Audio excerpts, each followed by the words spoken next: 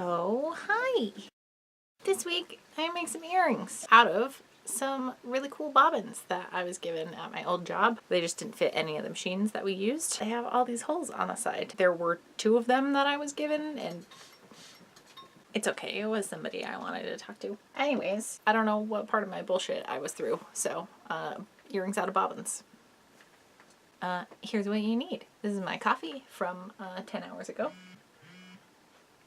No one talks to me, ever, unless I'm filming a video. Oh, I do also have a raspberry lime seltzer, so I should drink that. Is it just like a getting old thing, getting into seltzer? Because I used to hate it, and now I love it. It was like a very fast transition. I don't understand what's happening to me. Did I do the, here's what you need thing? Is my memory that bad now? I'm not even 30 yet, you guys. Bobbin, I guess something small and round. I feel like a lot of people have just like random old sewing machines laying around that aren't actually functional, and these seem like older kinds of bobbins. I feel like if you go rummage around at Goodwill, you'll probably come up with some of these style ones. So I have some jump rings and some fishhook earring pieces, earring findings. What pieces are the findings? It's just the general notions for jewelry making, right? Like the head pins and stuff, that's all part of that shit. I don't fucking know. It's not like I've been making crafting tutorials for years and years and years. Can you call these tutorials? It's more of a watch me drink some stuff and try to make a thing. Anyways, you're also gonna need some embroidery floss. I naturally am doing Hufflepuff House colors, but pick anything you want. It's funny that today I'd be working with these bobbins because they're from my old job, and you know, I'm still sad to see that job go. If you didn't know, I'm no longer at the costume shop. But I did go interview for another sewing job today, and I think I got the part-time position. Seems very fitting that the filming day for this would be the day I potentially got a new job sewing all day again. I'll let you know how that goes. Again, it's only part-time. A little bit of a commute, but there aren't that many sewing jobs in the world. And hey, even if it's just part-time, that means I get to keep focusing time and energy onto videos and doing stuff for my Etsy shop and kind of trying to do my own thing. It's because of you lovely people that have been buying stuff from my Etsy shop and especially supporting me over on Patreon that I don't have to like have a full panic about not having a full-time job right now. So thank you all so much for making the quality of my life significantly better. I would very obviously be in a much worse place without you. All right, enough of my cheese. Let's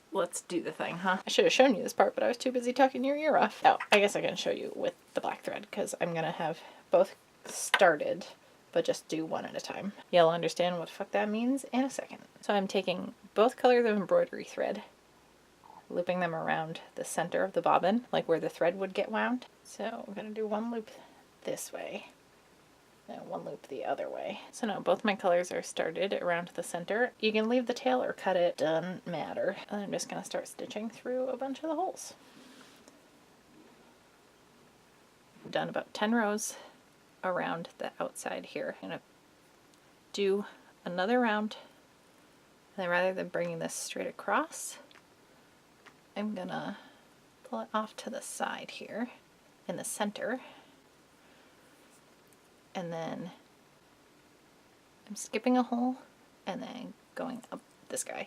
It doesn't matter if you do the top or bottom. There's a hole in between each of these, and we're going again. Of course I got a knot. No! There's a problem with using really long strands. Alright, you probably get the hang of it now. While I work on this, I get to contemplate what the hell to do with myself for 3 days, because we're probably going to be housebound, because we're either getting 5 inches of snow in one day, or 2 feet of snow in one day, plus additional snow on either end of that day. That's when I retreat into cave mode.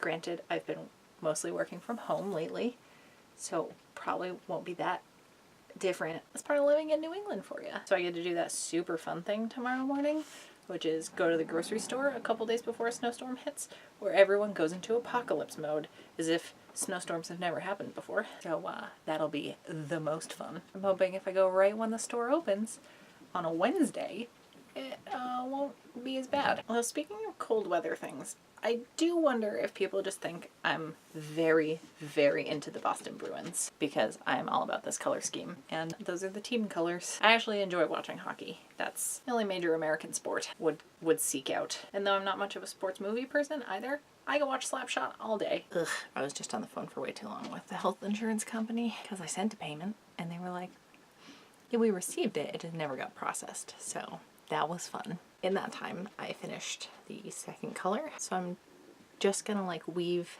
this end bit around the center bit, kind of tuck it away from sight. You can like glue it down somewhere if you want. Also, there's plenty of other options as far as the design with the embroidery floss. You could be crossing over the center so that more of the outer edges are showing, so it's maybe more obvious it's a bobbin. All you need to do if you're ever making an earring and it's not facing the right way is just add an extra jump ring, and it's going to turn it the 90 degrees. Pushing the jump ring through, add my shepherd's hook. We've got a finished set of earrings. These are so over the top. I love them very much. And because it's just thread over an empty bobbin, it's not super heavy. The metal ones are obviously going to be heavier than any of the plastic ones. I'm really excited about how these came out. Pro tip, if you have a nickel allergy or like cheap metal allergy, just put a coat of any clear nail polish over it. Just keep the coat kind of thin. You may have to reapply it like after a few wears. As I mentioned earlier in the video, if you would like to check out my Patreon, that'd be super dope. I do have some other clear nail polish hacks. I'll link to that somewhere. And then if you want to see more weird craft shit or just me talking at you, I'll throw a subscribe button somewhere I haven't already pointed in the rectangle. And I'll see all of you with a new video on Saturday. Is it wine time? Should I get wine?